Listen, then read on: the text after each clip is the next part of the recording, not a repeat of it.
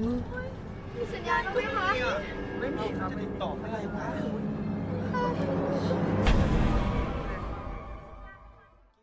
Have you ever experienced a smell so bad that it led to everyone around you dying? Well, such was the case for a bus driving through Thailand that experienced a curse unheard of before. Curses are relegated to that of old wives' tales or long ancient supernatural, spiritual, and or other worldly scourges. In Southeast Asia, there is no shortage of known curses, or more so, ghoulish entities, one of which is known as the Krisu, most popularly said to be created from that of a woman who led a sinful life to die and reanimate as a foot, a floating head with its organs dangling about as it searches for meat to consume, mostly for internal organs and dead meat. But the curse in question today is not of a spectral entity scouring the Asian landscape for rotting, foul-smelling flesh, but more so an almost pathogenic-like, for lack of a better term, aura spreading outward from that of a foul-smelling old woman, to create small-scale, deadly, and most of all, inescapable chaos that would claim the lives of multiple people aboard an overnight bus traveling across Thailand. What happened that night would be one of mystery and terror in a claustrophobic box through a chain of unpredictable events spurred by that of one gigantic odor. This is the putrid smell of the Phi Phong, Thailand's cursed bus massacre.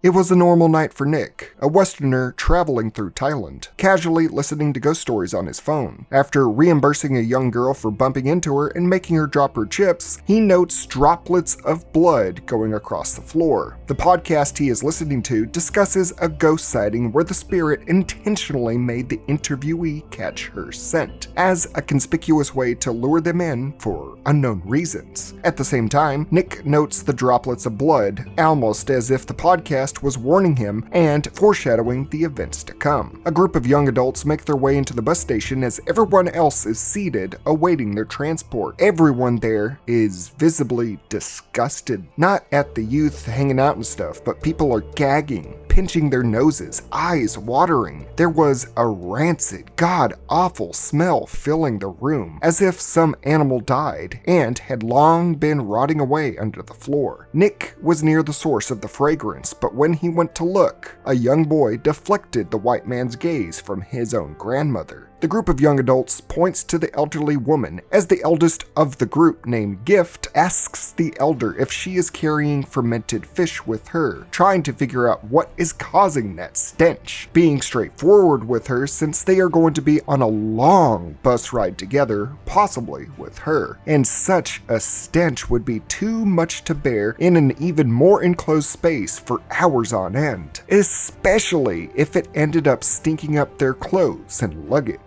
The geriatric, soulless in gaze, discolored in skin, and brittle in pose offers them no response, and only coughs as if long and deathly sick, prompting them each to make remarks about how truly awful her billowing scent is. The child of the group compared it to her grandmother's open casket funeral. Others simply say she reeked of death.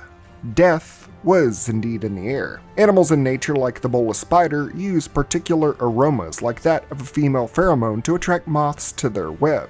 Here, it was quite the opposite. This repugnance of one of the five senses was so overbearing that it deterred everyone near them, yet they could not leave the vicinity because of their necessity to travel, like moths to a forced flame. One of the girls tells Nick that he has a very noticeable stain on his shirt, causing him to rush to the restroom as the child of the grandmother glares at him from afar. Nick desperately tries to wash it off, to no avail, the stink lingering on him slightly as a nearby bathroom stall violently opens. The child then suddenly appears, washing his hands next to him, to disappear once again, leaving behind a plastic bag with two objects inside of it. No one else there, he takes the bag and then goes to poop. Startled by another slamming of a stall door next to him, he remarks how rude it was as the bus driver in the other stall yells at him for scolding him at all. The driver, no notes a shadow at the front of his door as it begins to knock, startling him as the coughs of the grandmother can be heard echoing into his head. Yet no one resided in the restroom. Not until he went to wash and clean himself did a specter appear in the reflection to slither into an open stall, lights flickering rapidly as he sees the stall open up slowly and quietly. Investigating it, he finds nothing there, only to be startled by the sight of Nick, who was washing his hands. Spirits were at play here, playing with the living each time they cleaned themselves or sullied themselves. In the lobby, the grandmother can be seen bleeding from both her nostrils, looking more winded. Her grandson wiped the red from off of her face, but not worried for her well-being, looking more annoyed than anything else, outwardly asking what is wrong with her, but not in a tone of concern. More like she just did something that he did not approve of. Considering what had just happened in the restroom, it may be assumed that she maybe projected herself in an enclosed space with barely any witnesses. A test, if you will, having left her smell on Nick's clothes to do so. Or maybe it was her attracting the presence of a different entity of Thai ghost lore that we will discuss when the time is right. The smell still consumed the waiting area. Nick brings the child's belongings that seems to be 2 helpings of some kind of soup to the elder, leaving it to her, but with no response from her at all. But her expression showed more decline in her health. The bus driver shows up to think he was the source of odor, smelling his armpits but brushing it off as he waved everyone to come aboard. A child bumps into an attendant, scared, claiming that his mother told him that if he were to get on the bus late, a ghost would appear to eat his liver, akin to the Krasu. The attendant plays along with this and adds to it by saying that if he runs on the bus, that this supposed ghost will get him as well, showing how engaged with superstitions the culture is, and as a premonition for the events to come. With everyone on board, one surly gentleman, picking at his teeth, rolls up late to the bus trying to get the attendant's phone number, causing a skirmish between him and the driver before he goes inside, as the attendant takes an emergency pee break. One last passenger rushes up with a toothless grin to bring in his live and caged chicken. As the last of the luggage is loaded in, a Ringu-esque visage can be seen monstrously staring outside, all while the grandmother slowly made her way aboard to the behest of everyone there, almost like this entity was around her. Maybe it was her being summoned, or it was something overshadowing her. But the overpowering nurse home aroma that she let out was having everyone recoil in disgust as the driver does a chant to ward off evil spirits. Apparently, a ritual he regularly performs before each of his long drives. And a lot of good his half-assed prayer does, as suddenly he gets an extremely bad case of diarrhea and rushes back to the restroom. It is so bad, in fact, that he is rushed to the hospital. Whether this be his chant backfiring on his body, the curse of the old lady claiming its first victim via bowel movements, trying to create more bad smells, or just a freak accident is unknown. But it was indeed a shitty way to go. A replacement driver is swiftly brought in. Adorning many religious charms on his neck, Nick is seated next to the old woman, seeing a reflection of her as she is staring at him only inches away from his face. The key in the ignition, and the bus hitting the highway, the journey to smell hell had begun. The new driver is listening to what basically sounds like the soundtrack to Pokemon XD Gale of Darkness. I'm not even kidding.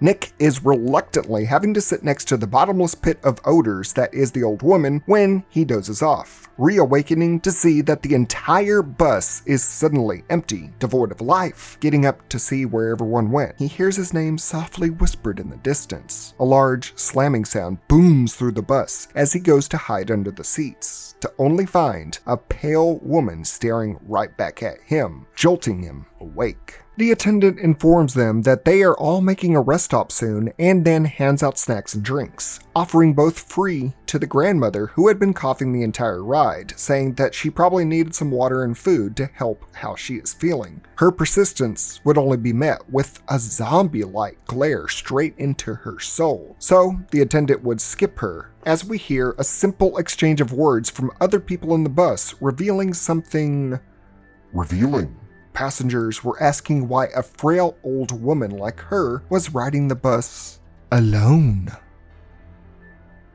The child that was with her was non-corporeal, not only seen by a few select people since the beginning of all of this. What did this mean? What was this illusory child? As she coughed for what seemed like an unending amount of time, Nick tried to look away into the reflection of the window, only to see a younger woman slamming her face into the chair in front of her, the exact same chair that the grandma was sitting in, looking back to only see the sickly geriatric not even moving a muscle. Everything compounding for the Western man. He gets up to ask to sit somewhere else, but they are at capacity. And what right-minded person would want to take that seat unless they have some kind of deadly smell fetish? With her BO fogging the AO, everyone there smelled it and knowing who dealt it. No one would want to be at ground zero of all of that. Nick would plead to take the attendant's seat or the seat next to the driver, anything to get away from her, resorting to say that he will get off the bus at the next stop and finding his own way to just get away from that smell. Apparently, this offended the old woman as she is next seen standing directly up with her face completely cloaked in darkness. Almost Onryo-esque, but instead of crawling out of a television, she stood up from a smell-vision.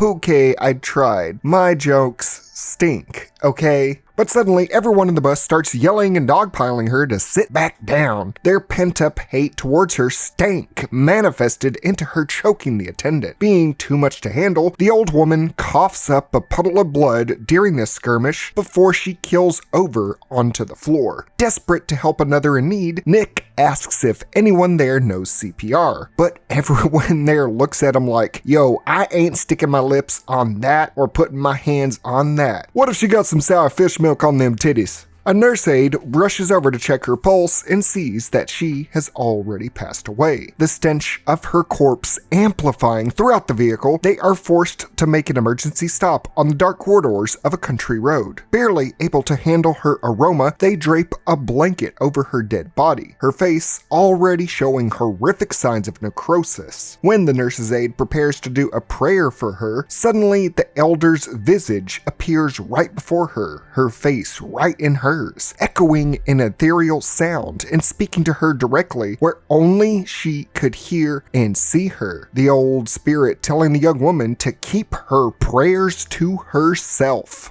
Panicking as no one else knows what she is freaking out about. While the passengers argue with one another over luggage and delays, the child screams in distress. No one sees the frankly terrifying act he was experiencing. The old woman was not only grabbing his leg, but she had pulled the blanket off her face to give this piercing, soulless, wide-eyed gaze straight into his own soul. Was this the ghost that he had mentioned earlier? Did he not heed his mother's nor the attendant's warnings? His tears were from pain as well, as he suddenly had a large human-like bite wound on his shoulder. Concerned on how and where he could have even possibly gotten such an injury despite never having left the safety of the bus, they are interrupted suddenly by the flickering of the lights across the bus, the screams of passengers inside, and most strangely of all, the corpse of the old woman had simply vanished without a trace, scaring everyone there. Some were cheating inside, others discerning how it was possible. Maybe she had just simply woken up and wandered off. Obviously, she wasn't all there. Old folks with diminished mental faculties were pretty common and just known to do that, but Gift interjects saying these were the obvious signs that they were being haunted by a ghost. The woman never had a reflection to speak of, with Nick being questioned on what he saw in the bus earlier that startled him, that despite her body being gone, her stench lingered without it fading in any way. People were seeing visions of her, unbeknownst to them, but slowly being realized they were under the influence of a terrible curse, or more so, a ghost that had begun to create mischievous havoc. Reasoning what this could mean has its roots deeply in Thailand's culture, namely of spirits and the dead. It's possible that the dead elder had been emanating mental projections onto everyone up until their death, making them imagine the putrid odor by projecting a cursed phantasmia onto them, in the exact same manner that the podcast Nick was listening to earlier, apparently how a ghost somehow lured the interviewee to it, despite the horrible stench. It was never a lure, but a warning and vexation detection that her malevolent presence permeated to reside within the bus like a lingering odor that could not be blown away, that her body was so close to the brink of death that her odor had been either magnified to summon a particular ghost or something more, and most probable that this Fifong had taken the visage of an elderly woman to infiltrate an enclosed space full of people. Beyond the Krasu lies the names and personas of many other ghosts with different behaviors, abilities, and appetites, such as Phi Koi, a ghost resembling a vampire in the forest with one leg, or Phi a literal paralysis demon that sits on people's chests while they sleep and causes nightmares. But what we are referring to today here is dubbed the Phi Phong. Phi Fong, I smell a bad ghost ready to commit some wrong. Awaken to its fully paranormal capabilities upon this mortal shell's death to plunge this casual overnight bus ride into a repeating hellish nightmare, beginning with an off-numbered head count of 32 people as the child reiterates their ghost encounter. The bus operator states that they are going to move everyone to a new bus to both get rid of the stench and the curse, and this will be happening at a rest stop 120 kilometers away, or 75 miles from their current location. With awful stink in the air, and the passengers giving thought and prayer, they drove off into the night. Lights flickering constantly as the image of the phone jumps around. Everyone's phone signals suddenly go offline as the lights go fully out, her image appearing in the darkness, unseen by everyone. On the side of the road she was seen. On this kind of looping, repeating rhythm, a monk tried to snuff the sight of her out of his vision, only for the face to cling to the side of the bus like a gremlin hunting Bart Simpson.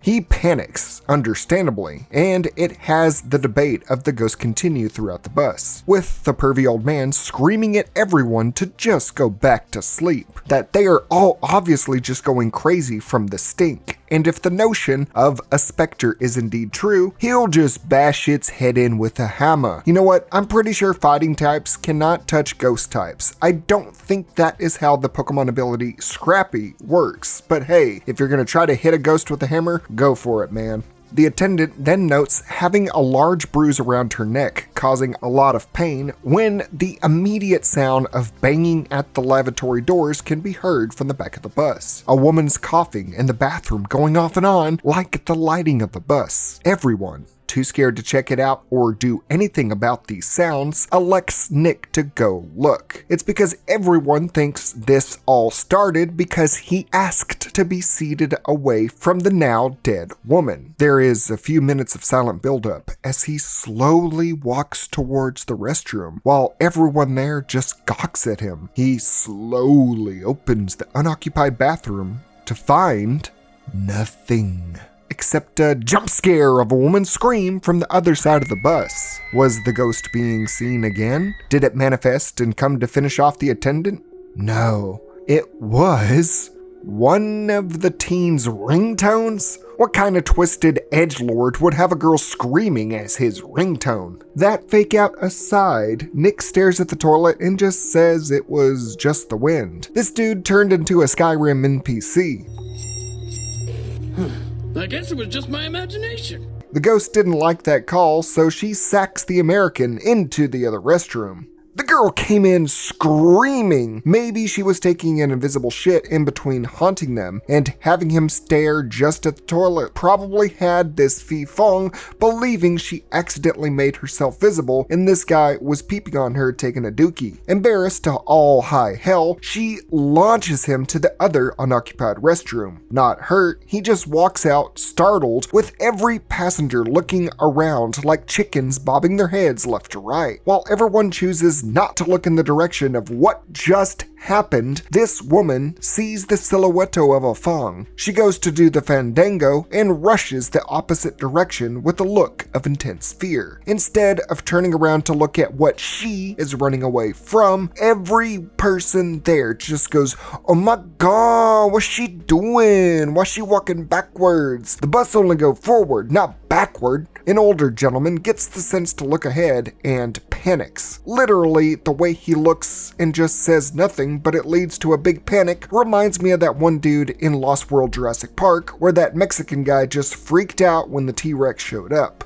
Then, an even older gentleman sees the harrowing visage of the spirit that causes him such a shock that he starts seizing up. The attendant goes into sleuthing mode as she approaches the specter from its point of view. Bitch, holy shit, get that flashlight out of my face. Shining that bright ass beam directly into my eyes, even as a movie viewer for over 20 seconds, is obnoxious. Now I know how a killer feels when some bitch ass survivor goes around blinding them constantly in Dead by Daylight. This Onryo looking ass, despite not being shown, makes a loud ass noise in retaliation at the light, and everyone starts flipping out. Yeah, probably not a good idea to try and beam a dark shadow with a bright blue light. Light ain't gonna kill that shadow. The restroom door starts banging again, like someone is trying to join the few feet high club. The old man that seized up has now fully passed out. Nick demands that the bus be stopped for this emergency. The attendant says that there is not really any point to doing that since there is only forest around for miles. Their only option is to keep driving until they get to civilization, with more people screaming and demanding that the monk on board say some prayers to ward the ghost off. The old pervert gets up and gives a decent argument, saying that it's just a scrawny ghost of an old woman whose pussy stank. There's 30 of them and one of her. They can gang up and beat her ass. One of the teens has enough of him talking and goes to punch him as he bumps into the monk, knocking Mr. Zenyatta to the floor. With this religious figure stunned, the ghost uses this opportunity to... I know this isn't supposed to be funny, but him getting yoinked like this into the restroom is funny as hell. That girl ghost said, "Nuh-uh, you ain't stopping this joyride," then takes him to the restroom for a joyride, if you get what I mean. Literally pulling a drag me to smell. After we hear a few crunches and pumps, we see some blood spew out from the bottom of the door. That celibate ass couldn't even last 10 seconds with that freaky grandma. More panic and chaos ensues, trying to open the bus doors to jump out, running towards walls like rats in a trap. Nick then realizes that it's been close to an hour and a half since they started driving again, and they still haven't seen anything besides forest on both sides of the bus. Something was wrong, even beyond the confines of this elongated vehicle. The boomer, looking to make a bad situation worse, picks up a hammer off the floor. I don't know where that tool came from, but he wields it as if it were a deadly weapon. Not to go fight the ghost, but to hold everyone else off there, warning them that if they go near the driver's area, he will hammer them down Torbjorn style. His reasoning is this, that the only solution is to just let things play out without interference and threatening anyone that will attempt to even try to change things for better or worse. There's an analogy about current politics and the difference in generations, but I'm not a political channel, and he is a pervert with a hammer. Make of that what you will. To reason with all of the people that he is intimidating, he tells them all that, "Are you afraid of ghosts or me? What? You listen, motherfucker, one drop kick and you'd be dead as a doornail wielding that hammer. He turns around to see bloody handprints appearing outside the restroom. Blood finger painted on the walls. A random large-sized woman can't take any more of this and asserts herself to go be with the driver to make sure he doesn't freak out so they can get to their destination. Well, she doesn't have to worry about him freaking out because that dude is as dead as a Ugandan Knuckles meme. His head bloody as can be, the woman does not even tell or warn the other passengers. She just emulates Jeremy Clarkson and Do a George Michael. while it is off screen, I'm sure the girl just ragdolled like a GTA character.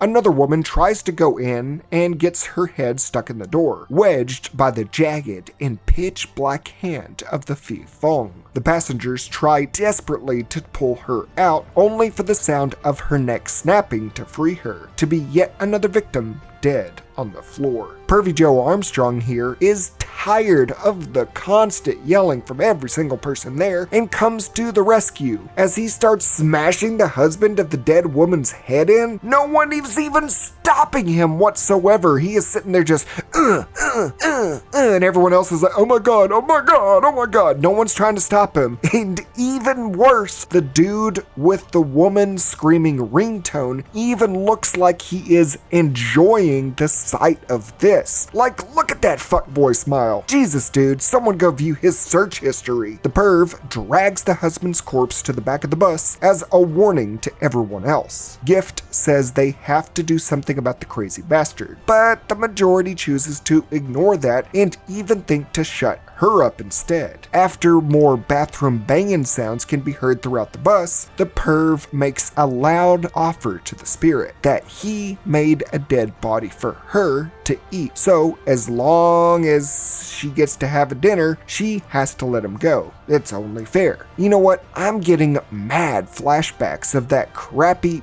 bait movie I did last week. A teen says the old guy should have been the one to die, so he becomes the next person to get hammered. Just not in the way that he was probably hoping for that night. The old man threatens to do the exact same to anyone else that dares try what he did, and then holds the teen up like a meat shield. No one has any weapons to speak of, so I don't know why he would do this. And apparently, the multiple bash wounds from the hammer to the head surely don't seem to have caused that much head trauma to the young lad. Regardless, the bus makes a sharp lane change, causing everyone to fling to the right as the kid gets back up, possessed by the Fong, and grabs the old man by the throat, much like the old woman did to the attendant earlier. He tries to do a few melee swings as his assault passes right through his body. The kid plops to the ground dead and reveals the old woman, eyes whited out, scarred and blackened flesh all over, glaring at him and only him. Earlier, I mentioned that the old woman could have projected the sense of smell on them all. Well, she was now projecting control over the pervert's body, having him hit himself in the head repeatedly with the same hammer he ended 2 lives with. Basically, having him hit himself with the hammer, the falling of his body as he was dead shows the visage of the elder's face more nightmarish, losing all of her skin to reveal lipless teeth and lidless eyes. This was maybe the true form of the Phi Phong. The more that died, the more it revealed itself to intimidate and scare the people within the bus. 2 more women forced their way into the driver's cockpit to see that his dead body would suddenly spring to life and go after them, shoving them out the door to flimsily hit the road. You know what? I'm sure they're fine. It doesn't look like the bus is going that fast. I'm sure they just got a few sprains, bruises, and a severe case of road rash. Everyone now knew that the driver was dead, and it all dawned on them that It's a ghost car! the young man that was enjoying the violence earlier realizes that he too might die soon, so he pussies out and tries to jump out the back door of the bus. The Fifong just pulls him back telepathically from jumping out the door like, oh, that's... come on. I'm gonna do it!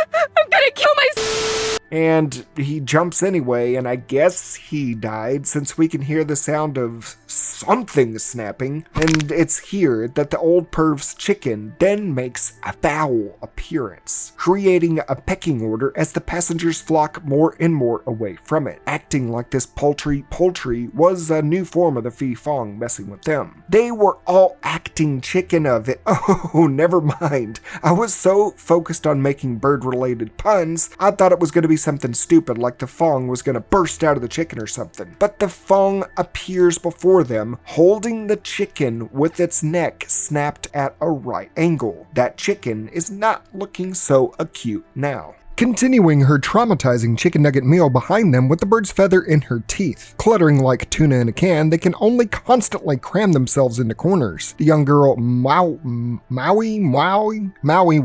is able to jump out the door, and for once we see someone survive the leap of faith. Gift just casually holds a person-to-person conversation with her despite driving at full speed away. Moi gets up like she was on her final stretch of the long walk. Good on her for surviving and getting away from all of the and she gets turned into roadkill off screen by a person driving by. Apparently there was another ghost car that just kind of splattered her. She was the only one that really mattered at all when it came to the kill counts so far, as the camera just slowly pans over her dead body on the road for ages, with sad violins playing. This was not earned, as no characters really showed anything to connect with at all to make you feel like this meant anything. It feels like they're trying to pull a Train to Busan, but now it's a bus to wherever. But hey, at least we can see at least the aftermath of at least one of these jumpers. I guess this implies that everyone that left the vehicle also got off-screen splattered like bugs on the highway. It's only now that they all start sitting down and grieving, some staring into the void knowing the grim embrace of death is at hand, with a demonic entity close by. Others crying like little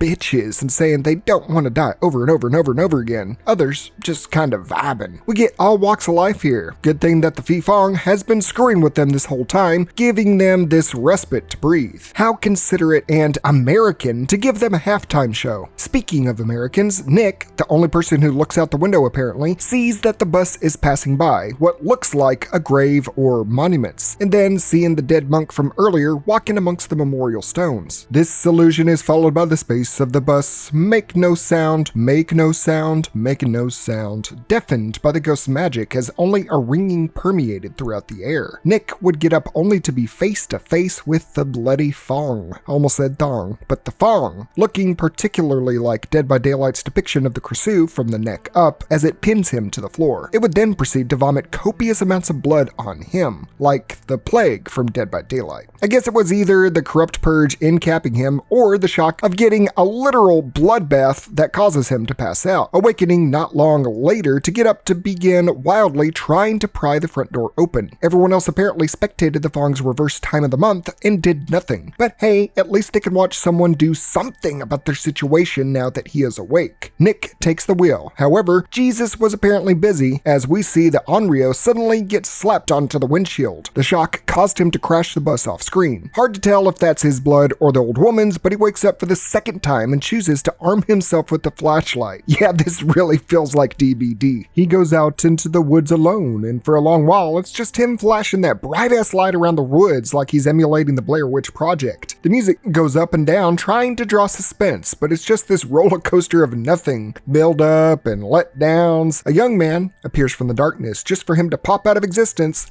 when the flashlight draws near. 5 minutes now and nothing has really happened. It's just him wandering aimlessly. Okay, this really is Dead by Daylight. Until he trips over the bodies of all the other passengers, mutilated and covered in, I guess, what is crusty black wounds, whatever the makeup department thought fit. How nice for the spirit to just slaughter everyone except the white guy so he can literally be tripping over it. Fifong racist confirmed? Nick struggles to look around, acting like his fall was debilitating. Just sits there looking around at nothing for minutes on end. No sense of urgency, no feeling like he just escaped and is still being chased by a stink-butt bitch-ass ghost that wrecked a bus. No, just, oh, hurt me head, better get my bearings with my papers. After that, he just goes right back to what he was doing before, tour. The tripping over everyone's dead bodies bit, unnecessary in all honesty. Writers just said, fuck it bro, Metallica's first album, them all, only a few minutes left in the movie anyways. Now, let's get him back to playing some Dead by Daylight. More casual strolling like a spirit of stink and death isn't actively hunting him, and then another few minutes of were-bitching and he hears the sound of a girl crying. Being a typical white dude, he simply walks towards the sounds of crying. Not learning from Left 4 Dead about witches or any horror movie in general, he approaches and finds that the girl Gift is the other sole survivor. Not considering her an illusion or a trick by the Fong or anything, just asking her over and over and over again if she is okay and if she wants to get out of there with him. She looks up, agrees, and then they get out of the forest together by walking, just going straight into the darkest corridor, and boom, they win. The Fong just stopped stinking the place up and I guess was playing matchmaker. We see her one more time just vibing in the back of the bus, and the bus is now super lit, driving normally back on the road. That's it. That's the cursed bus ride with the stinky dinky peaky reeky Fifong with the smelly girl dong. Really? We then cut to the ghost podcast from earlier as it's heard during a funeral procession. Nick is talking about the encounter, saying that he was now on a VIP bus as the hosts prod him about the ghost attack for the original bus's license plate number, so lottery junkies that are listening in can use the digits as good luck to try to get some money. I don't see how being nearly killed by a Fifong would be considered lucky, but Nick suddenly disappears and another caller comes in to say that he is an old friend of Nick's, and that Nick was definitely killed in the bus crash with parts of him still being recovered long before this on-air discussion, as we zoom inside the coffin and see a dead Nick! Oh! Placed in what is known as a mud tra sung. Sorry if I mispronounced that, but it is the practice of using unbleached raw threads and wrapping it around particular parts of the body, including around the neck, around the thumbs and wrist to prop up the deceased in prayer, and the rest around the big toes and ankles. All with these threads having 5 knots being produced throughout the length to symbolize the Dhamma riddle of the 5 hindrances of nirvana, to let go of these and achieve enlightenment in the afterlife. Ironically, speaking to the podcast that he enjoyed as if having reached enlightenment. Or maybe the Fifong overheard the podcast at the very beginning of the movie and used Nick's voice to call in and finally let these ghost experts experience a real haunting in some way. Not just funny, quirky anecdotes, but a genuine victim, it claimed. These Fong have a delight in scaring the living no matter what, whether it's killing them or just shaking them to their core. But it is a Shyamalan plot twist. Nick going into the darkness with the girl symbolizing his death and becoming just another ghost claimed by this entity. He called into the show to talk about his encounter because he was a victim. I should have smelled that coming. The movie came full circle with Nick listening to the podcast at the very beginning about creepy and particularly smelly ghosts, and then he ended the flick by being a guest ghost talking about these smelly ghosts. Maybe the guy prior was another victim of the Fong. His friend says it was definitely him that was dead, and the podcaster gets so freaked out by the notion that he actually talked to a ghost that he runs out of the studio like a baby back bitch. The dude that was spiritually grifting people could not handle even a molecule of what he was hyping up and built his career around. Sounds like a ton of American political commentators. As the credits roll, we see the original bus driver that had been rushed to the hospital is now at a beverage truck, perfectly healthy. Ty Pedro here really dodged a stinky bullet. He gets a soda. A fat little girl doesn't have any money of her own as she's trying to get a strawberry soda, so he pays for hers. Okay, I really do not see the relevance, especially if this is going to be the last moments. And then suddenly, he is about to drive a new bus, and then he pokes his head out the window and starts going, "Oi,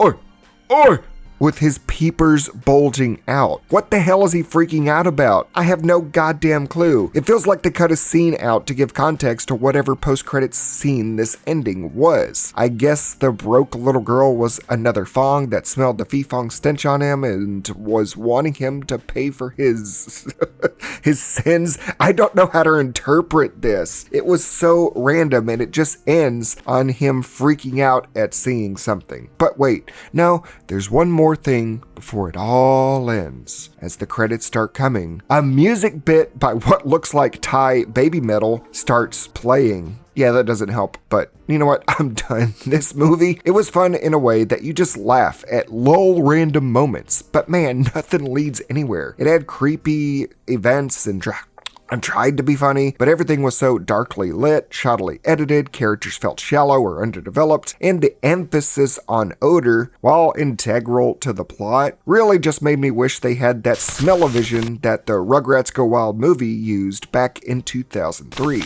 At least then, it would make this movie feel engaging in some way. It was all about the smells. But it was just one old lady that sometimes had paranormal powers, but was really emphasized by just really stinking. And that replaced, say, something like more nail-biting like zombies. Death Ride just felt like a Thai kid was asking his mom if they could get a copy of Train to Busan to take home. And she responded with, "We have Train to Busan at home!" Death Ride, as a story, ultimately just had me like this. It stinks. It stinks. It stinks. That about wraps up this look into Death Ride. What do you think? Is there something I missed or should have explained more? Let me know down below, and what do you want to see next? Make sure to support the channel by contributing to me on Patreon as a patron, or becoming a YouTube channel member, or chipping a buck or two over on my second channel, WSG Streams, during my weekly live streams of Left 4 Dead 2, where we play with friends and fans. Check out deals with Aniba to get 9% off game purchases with codes you can find in the description below. It's a limited time thing, so check it out soon. Until next time, I'm Zach S, aka Wow Such Gaming. Never forget to stay happy, stay healthy, stay sane, don't be a stinky boy or girl or in between, and most importantly, stay well.